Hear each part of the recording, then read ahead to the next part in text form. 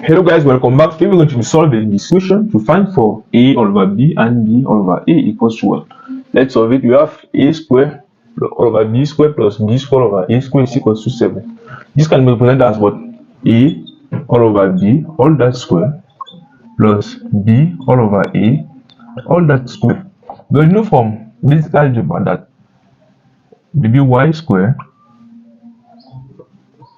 that like a square plus b square is equals to a square plus b square. So we know that because we have to expect to simplify this one to something like this, so it should be easier. We know that a plus b all that square is equals to a square plus b square plus 2ab. Hence, a square plus b square will be equals to a plus b all that square minus 2ab.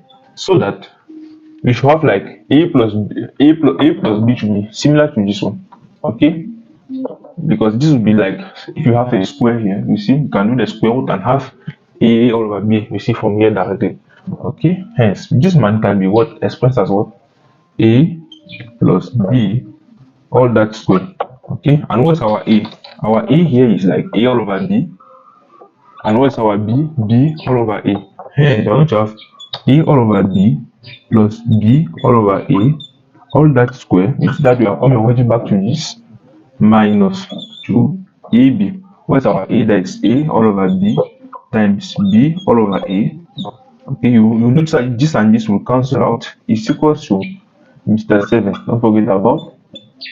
Okay, is equals to 7. Hence, we are going to have a all over b plus b all over a all that square is equals to what? 7 minus 7 plus, we have 2 here, we send it here, that will be 9. Okay, we have a 9. Hence, at this point we can find a all over b plus b all over a by doing the square root on both sides. Okay, to a power half, that will be equals to what? Which implies a all over b is equals to what? Square root of 9, that is 3. Hence our answer.